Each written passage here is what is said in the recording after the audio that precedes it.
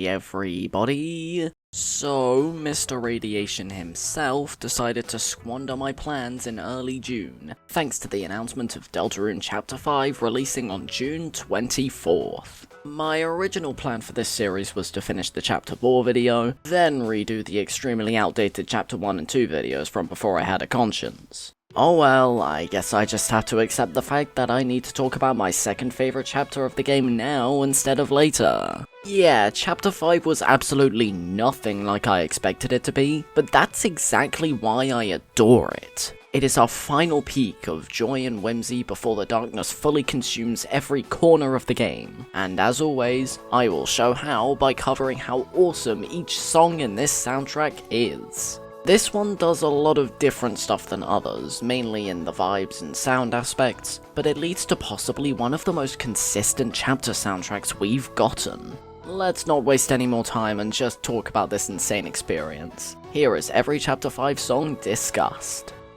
Oh yeah, if you like what I'm doing here, subscribe, hit the like button, all the silly YouTube stuff so I can be recognized more, please. Let's go. You saw the stuff in the intro, I don't need to talk about this one.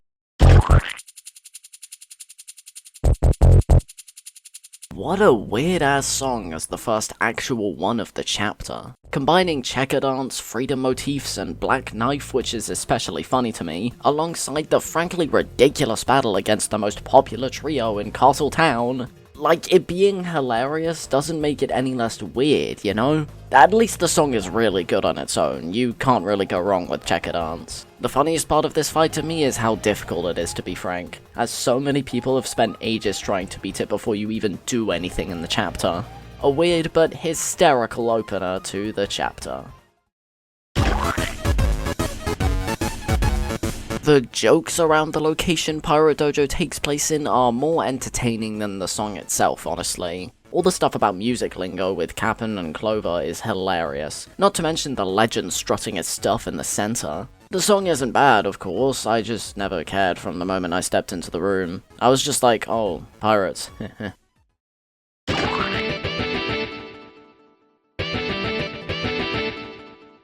When I stated that I wanted more Lightner's Live songs, this was suddenly not what I was expecting. I popped off so damn hard the moment I walked up and heard Third Sanctuary motifs, but I can't deny that it's a teeny tiny little bit disappointing that it's more of a joke song than anything. That's purely on principle, however, as this is still a Sanctuary song at the end of the day, meaning it's still got the same incredible boundary-breaking motifs and structure. This is the most I just did some bullshit song in the game, and it is hilarious, especially at the end when it just kinda puts some notes down for the sake of it. Well, now that we've gotten accustomed once more to this universe, let's finally experience the long-awaited festival.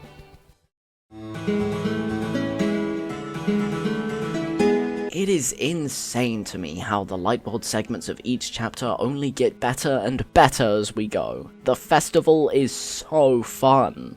There is not a corner of this place without an adorable moment between Susie and Noel, a super funny line featuring all three of the cast, or something else with Sans that I'll never recover from, but that's irrelevant. Just spend this time the best you can, take advantage of the safety of the moment, and have a blast. There's so many little plot threads that either wrap up or progress within this festival, and it's so satisfying to finally get to it after all this time. It is one of the most fun parts of the game now, which will definitely not be overtaken by anything in future chapters whatsoever, not at all. Anyway, let's see some weird stuff.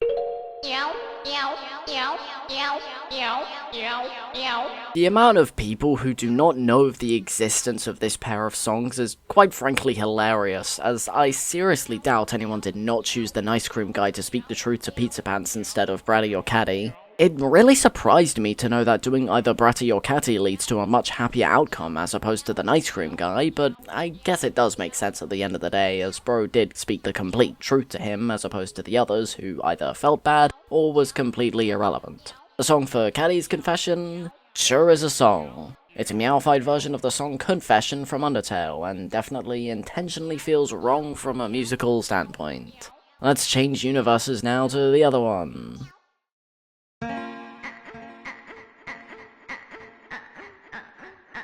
This song is even funnier to me as it uses that weird ass moan sample from Mario Paint. This is probably the outcome that leaves you the happiest in all honesty. Brady realizes she was wrong to bait Pizza Pants like she did, but also realizes that he really felt for Pizzarina, more than just wanting her body, so she obliges to try out a genuine relationship. I think the ice cream guy outcome is probably the one that's intended, however, thanks to all the setup it got in Chapter 4. I've talked way too long about this stupid-ass relationship square, so let's just get back to the one we all love and care about, by chilling out at the lake for a while.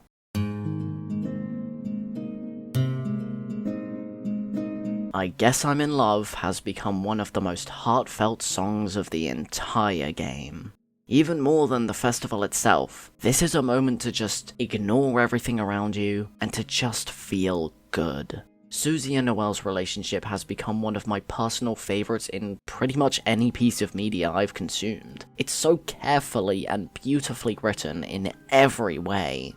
Susie encourages Noel to think more for her own feelings rather than falling under the thumb of her mother, and they both have so many moments of just enjoying being around each other. From the moment in Chapter 4 where they sit in silence watching videos on Noel's phone, to here, where Susie picks her up in her arms to go out into the lake a little, listening to each other's heartbeats. It's so easy to lose yourself in this scene, just like every other interaction between the two, and Noel finally saying no to her mother just to hang more with the person she's been wanting to for so long. Oh, it's a tearjerker.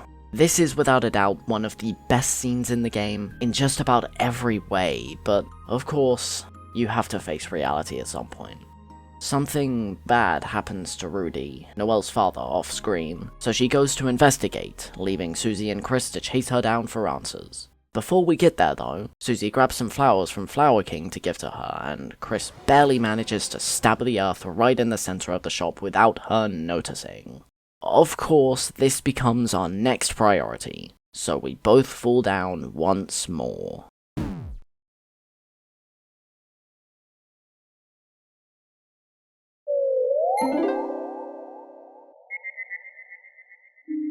Dude, I was freaking out over Weirder Birds 2. It's always been a bit of an inside joke of mine to glaze the heck out of the OG. This version's barely even different, really only slightly changing the pitch and reverb on the birds. It's atmospheric, sure, and gets you thinking about Chapter 1, which is absolutely intentional, but yeah, it's as mid as ever. But don't forget, it's Weird Birds 2, baby, yeah, Weird Birds 2, heck yeah, get a home run! TOBY knows how to reveal a goddamn character, as each chapter has consistently made us freak out more and more with each introduction. Suddenly cutting to a beautiful anime-styled cutscene by the studio behind the Evangelion movies is ridiculous. Never mind the fact that bro's name is Flowery. The sheer amount of references to Flowey with this dude is so on the nose, it's hilarious. Down to the name of the song being Your Dad's Best Friend. Well, I guess he's not mine then, I'd be friends with him if I could. Hey guys, I think I found a glue! Mysterious wind! The boys! Yeah man, let's be friends in this dark world, huh? That's my dreams! The diner! Oh, okay dude, see ya. Come San Francisco! What was I saying? Oh yeah, the song. It's decent. Not something I actively want to listen to, but it's still a nice intro to the character, as well as a nice 30-second loop in and of itself. Let's see what this dark world has in store for us then.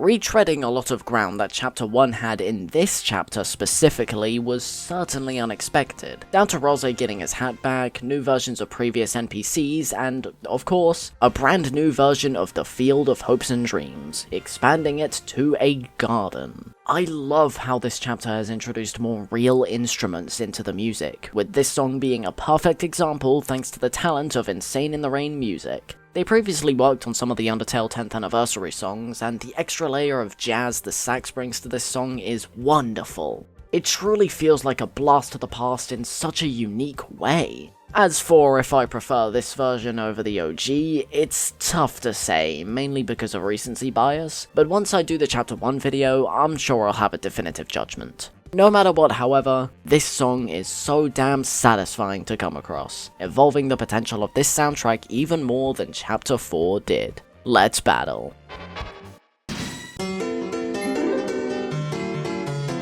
Sure man, go ahead. Go back to Root Buster when you just made a new battle theme to be used for the rest of the game labeled Battle 2. Sure, it makes sense, we're going back to Chapter 1, so make a new version of that battle's chapter theme, but like, I'm still mad. At this point, what else is there to say about Root Buster? This is like the 4th version we've gotten, it goes for a more snazzy vibe than the others, and is structured the most like the OG.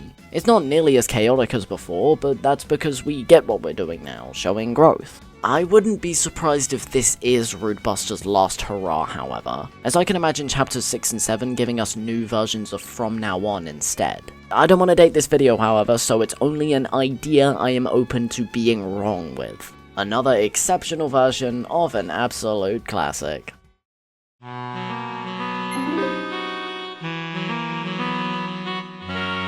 Hey guys. Flowers blooms in your heart. Grown like a turnip. Wait, Falling. dude, this is just the song Friends but jazz. My human. No.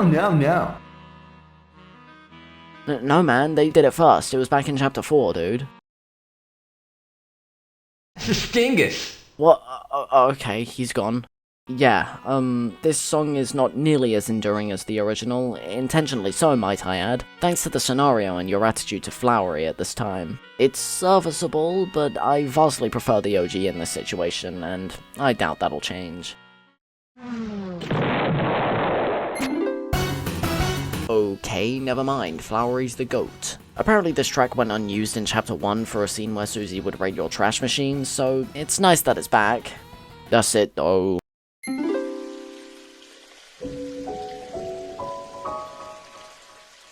Quiet Glade is the token depressing track of the chapter. I mean, we got Glowing Snow in 3, 12 and 13 AM in 4, and now this one in 5. It perfectly fits this in-between segment of the Dark World before you get right back to the action. It's a well-deserved moment of contemplation after all the crazy stuff that's already happened. But I honestly think I prefer the other slower songs mentioned before because they felt a lot more impactful. It feels great to explore this winding glade, growing pathways with the watering can, sure, but it gets vastly overshadowed by everything surrounding it. Still really good though. Let's meet some silly individuals now. This song is joy and whimsy incarnate. Aqua is such an adorable character, and anytime she's interacting with Seth never gets old. This theme perfectly represents her character in the best way. After the more contemplative Quiet Glade song from before, it's so satisfying to come across the happiest moment in terms of atmosphere yet. It always puts me in a good mood. Let's fight now! Despite this song being used in multiple of the Flower Darkner fights, it really feels like another Aqua song through and through, right? It brings the innocence of Who Might You Be into a battle track, and a really good one, mind you. That doesn't mean it doesn't fit the rest of the fights, of course, but like, come on. You hear this song, you think of Aqua. It's also the first hint of the more Japanese theming the chapter has, which is a neat intro. This would absolutely be in my top 10 for the chapter, if it weren't for the emotionally resonant tracks, of course. Well, let's get our prize for winning the battle.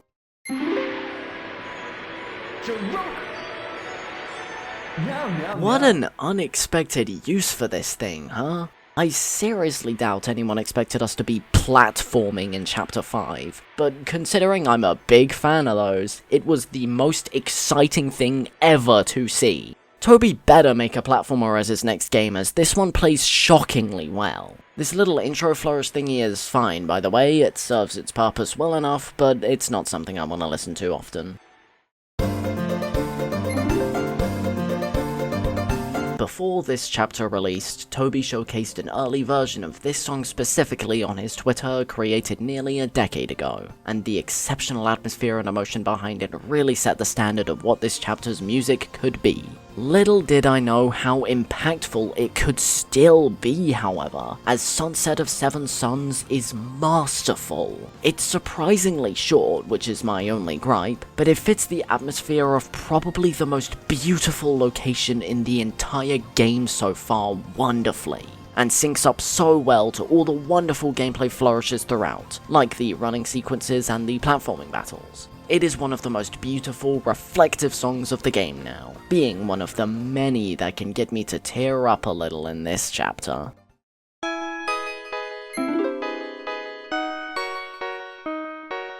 This song is another previously teased one, this time in the Winter 2025 newsletter. It works far better than Quiet Glade to me as a melancholic, reflective song, especially paired with the beautiful visual. The dialogue with the mysterious shopkeeper really gets you thinking, without outright confirming who it is just yet, setting up the themes of the chapter alongside the secret boss, who we will obviously get to in due time. Considering TOBY stated that this song will be used in most future shops in the game now, it especially gets me wondering how future shops will be. Let's return to the norm now, shall we?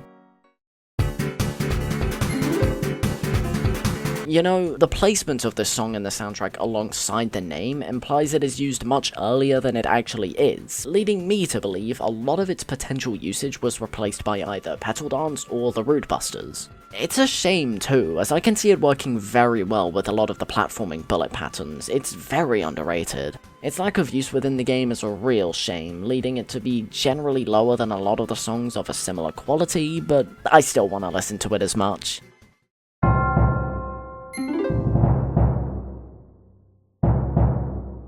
What a triumphant return of Asgore's key motifs, twisting them to be intensely dramatic and formidable. It really showcases how unhinged Asgore has become in a desperate attempt to make things right, whilst also representing how seemingly impossible it is to challenge his beliefs. He will go to any lengths to make sure justice is served, even if it means killing the cause of all of this. It's kinda terrifying seeing him like this, as he can absolutely live up to the potential strength implied here, looking back at Undertale. A great theme that begins this final major location.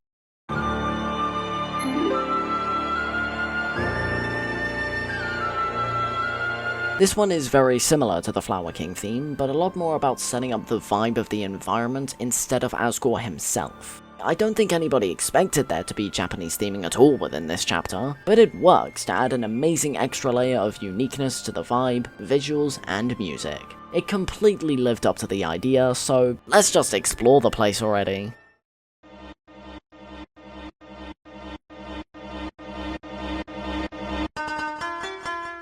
I wasn't too into Flower Castle on a first listen, but upon revisiting it separately from the game, it really clicks with me now. It takes the more generic and played out tropes from your average Japanese styled area in a game, and adds its unique ideas to make it feel separate and original.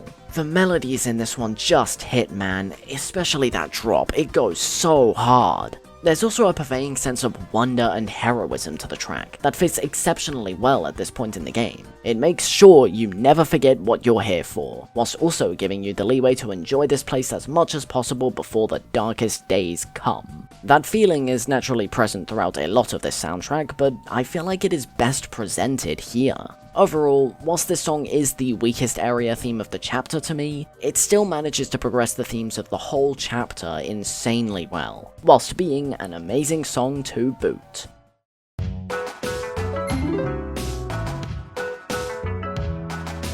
Why do I feel like this song is underrated? The chapter's been out for like a month. I don't know what the consensus is at all on these songs, and yet I feel like nobody will enjoy it as much as me. It just feels so satisfying and relaxing at the same time, especially when you go through all the bonus interactions with all the flower darkness. Looking at dialogue later on in the chapter, this is the only time we'll be able to see those darkness at all in the game. So I think this break time mechanic was a means to have as many entertaining moments with them as possible before our time with them is up. It's simply amazing, and the theme of the cafe never grows tiring to listen to, especially after a long trek up the castle. Hey guys. Give to you. All according to plan. Here I come!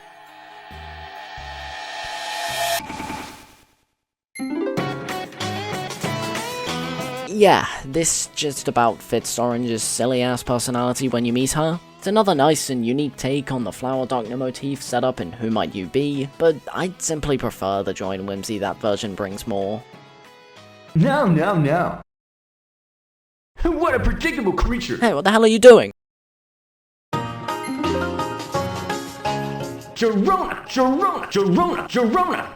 Orange! Fuck outta here. Okay, let's talk about criminals. I can't have been the only person to blurt out Woody Theory is real when I saw Yellow the first time, right? Especially after the Woody Theory 3 video, this shook me to my core and has me continue to call Yellow Woody to this day unintentionally. Oh well, this dude is absolutely hilarious, carrying easily the funniest moments of the chapter, like Susie and Rose's mortified faces when he says he's gonna bury himself. The song, again, is another neat new version of the Flower Darkner motif, but in a rootin' tootin' style.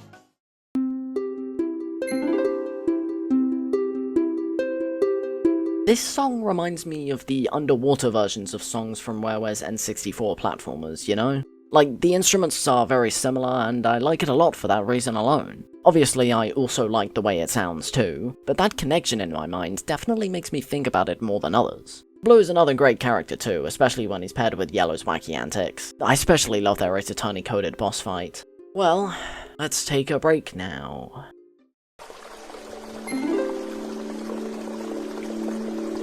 Onsen finally gives me the excuse to talk about Rous in this chapter, as his new interactions with basically everyone has made him shoot up right into personal favourite character territory. Obviously, his scenes in chapter 4 were exceptional at telling us exactly what his whole deal was, but this chapter really locked in with giving him more growth as a person. His butting heads with Flowery, his continued personal interests and feelings, and everything in between, it's gonna lead into something truly exceptional in the next chapter in my eyes. He's sort of gone through a similar arc and structure as Susie. Chapter 4 is the stepping stones for his growth like Chapter 1 was for Susie. Chapter 5 further progresses his arc in branching ways like Chapters 2 and 3 for Susie. And I'm guessing Chapter 6 will finally make him complete into the person he wants to be, like 4 was for Susie. Rous has become one of my most anticipated characters to see more of now, and the song Onsen fits each of these new themes amazingly well. It houses a deeply relaxing atmosphere you can easily fall asleep to and get lost in, very intentionally putting more emphasis on the dialogue. This is probably the longest you'll see someone talk about this song. But hey, Rous is now the GOAT, and I totally see what you're putting down, Toby. You better follow up on these lines, please. My human! That's my dreams! What the heck are you doing? Yeah, this is just kinda here in the OST. You can't even get to this song without interacting with later songs in the soundtrack, so why is it here? Was this intended to be in, like, a more jokey version of the Flowery Rous scene? I don't know, it's weird, but you know what's weirder? Whatever might be behind this pink door.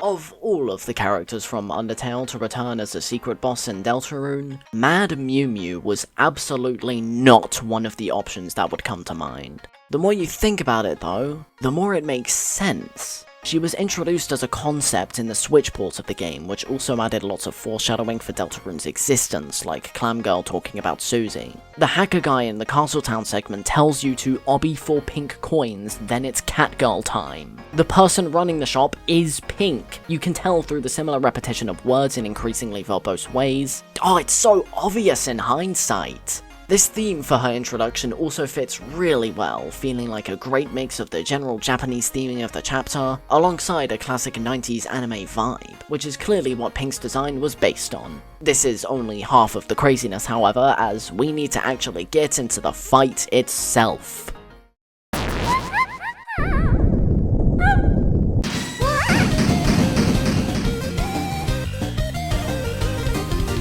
I'm not gonna sugarcoat a single thing here. This is my favorite song of the chapter and a top 5 song in the game now. all the theories about the crazy, dark, evil secret boss that would give us the last Shadow Crystal, put them in the goddamn incinerator, as we've got the most chaotic, entertaining boss in the game instead. Naturally, it might seem tough to connect the themes of this fight to the others, but that's what I'm gonna do right now. Here is how the Miumu fight actually adds a lot of interesting concepts to the table despite its pure wackiness.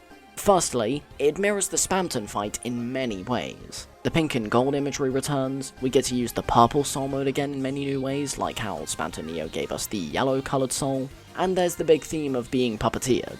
The last date phase has Miumu shooting green wires out of her fingers looking exactly like the ones holding up Spamton Neo. There's also the connection of the characters themselves. Spamton Neo is a mix of Spamton, the puppeteer, and the Metaton Neo body, the puppet. We already know that the ghost puppeteering the Miumu body is related to the real Metaton in the light world too, considering they live together. There is one big difference, however, between the two, that being that this fight ends a lot more positively than Spamton's. Both of these fights are reflective of our control over Kris, and while Spamton's fight ends in the worst possible way, with both bodies unable to keep going, this one finds a perfect middle ground of control for the both of them. This is deeply interesting to me, as it implies that there may be a way to reach the same middle ground with Kris and the soul. I don't know if we will reach that, but it also connects to the general idea of the chapter being one last glimmer of hope before the sun sets. Boom. You like the fight yet? Well, too bad, as I've got an entire extra half of a page to gush.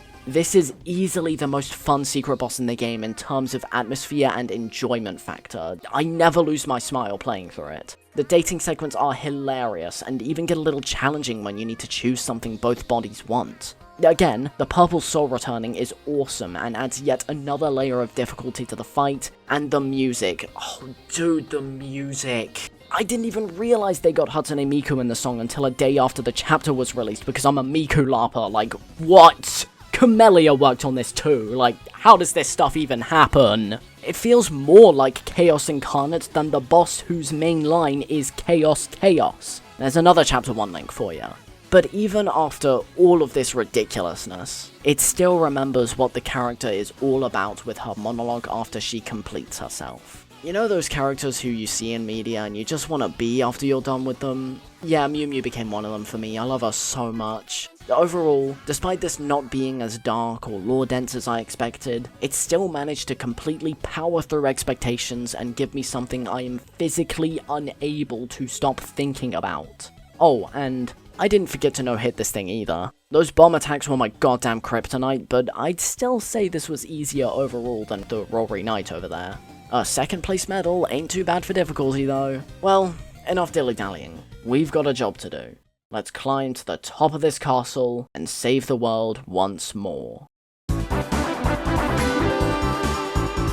My god, is this one of the most aura-pilled tracks of the game. No matter what may happen, you will keep fighting for what you believe in, even if it contradicts what someone else desires. The conversations between Flowery and the Fun Gang are genuinely some of the most interesting of the game. He raises genuinely good points about their existences. What he says about Rosie here too is very interesting to me. I could genuinely make a theory video about the guy if I found the time. Oh yeah, this song is exceptional, which is expected at this point. It's the most Mega Man X sounding song in the game now, which was a title previously held by Knock You Down. It definitely helps that it literally uses sound fonts from the game, and they were always some of my favorites from the SNES era, so yeah.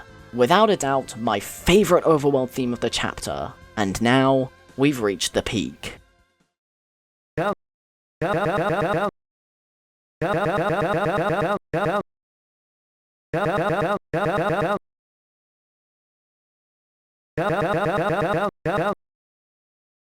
Lend me your power!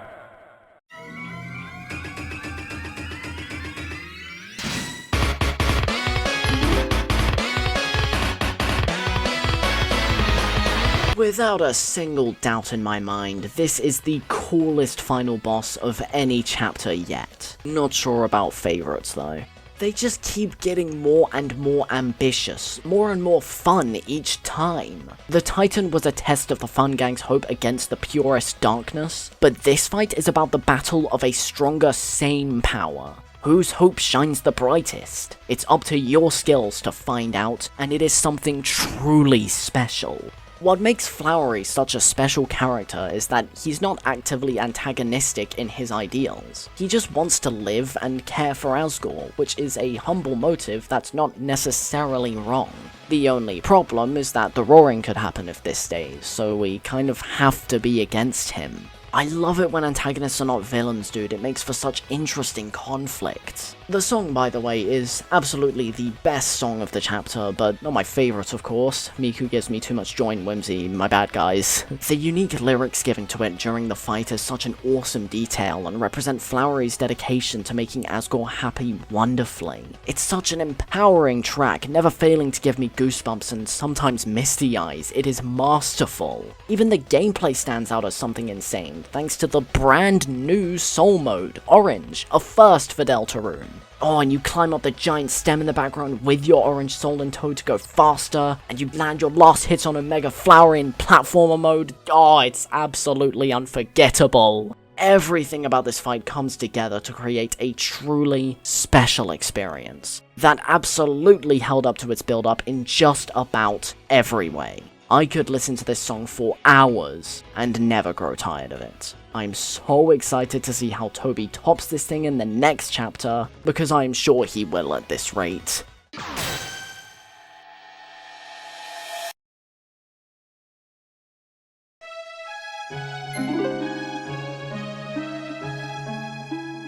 After proving our power stronger than Flowery's, Asgore begins to explain everything. I think most expected Asgore to be fully engrossed within the Dark World because of him losing basically everyone close to him, but no. He was quite the opposite, being so focused on his reality of finding the night that he didn't notice what was truly happening around himself. He so desperately wanted to prove that he wasn't the cause of whatever happened, yet nobody blamed him for it. He was lost in his own jaded fantasies, sort of like a more twisted, non-existent dark world of his own making. This song works wonderfully for the scene, of course, using Asgore's motifs in great, more reflective ways. It's a really solid moment that brings everyone up to speed about what's secretly been going on behind the scenes. Now, let's say goodbye to this world.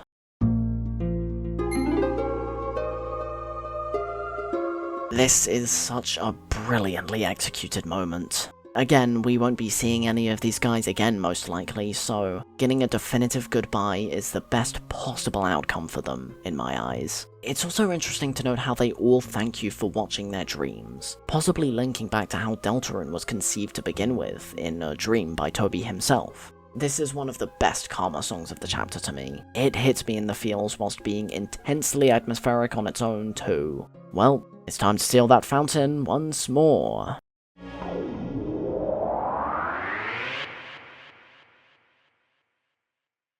Huh? What's going on? We just sealed the thing. You're dead. It's Majorona. What a predictable creature. Get a chance.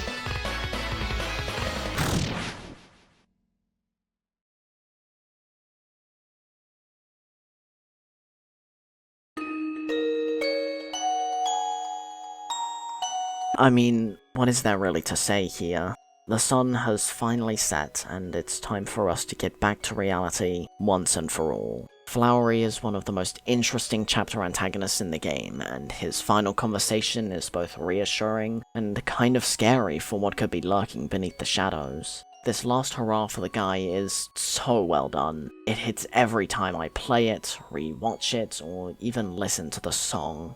Goodbye, Flowery, you wonderful idiot, and let's take Susie home.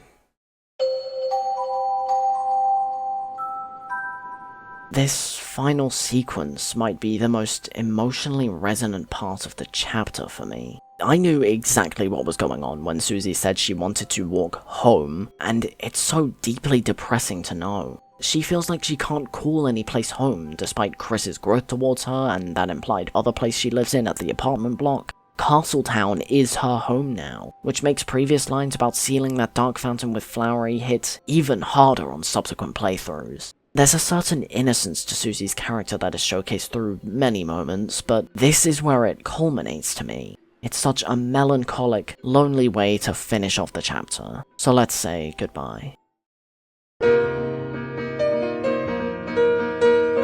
What I love about each credit sequence in this game is that they all give you a different feeling. Chapter 1's is curiosity, Chapter 2's is fascination, Chapter 3's is shock, and Chapter 4's is dread. Chapter 5's to me is both calming and completion. This really feels like the end of an era for Deltarune, you know? Let's have one last fun adventure before the sun sets. Well, we've had it, and it's time for the horrors of the dark to show themselves in the final moments of the game. It's a true goodbye to the fun times, thanks to the scenes we see after the credits themselves. Everyone in Castletown bands together to get ready to welcome Noel to the gang, whilst Kris has to go home all alone. It's such a perfect way to end the chapter, and gets me so exceptionally excited for what Chapter 6 could hold when we get there.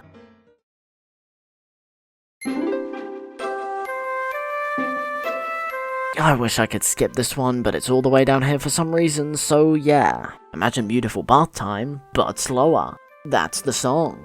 I don't care. And that was Chapter 5. It certainly wasn't what I was expecting, looking back at all the crazy theories people made about the potential events here, but that's honestly a good thing. It's great to be proven wrong, as it means that the story isn't as predictable as it may seem to be. Overall, I think I slightly prefer Chapter 4 personally. That one just hits so deeply emotionally on all fronts, but I'm glad this one exists as our last glimmer of joy. We'll be wishing the game stayed like this once Chapter 6 actually comes out, I'm sure of it. Second place overall for my chapter ranking is still a 9 out of 10 anyways, so yeah. Anyways, I gotta get back to my original plans now, so I'll see you in the Chapter 1 remastered vid. After I do a video on a different game, I need to give myself a Deltarune break for a bit. It won't be long, don't worry, so I'll see you then. Goodbye.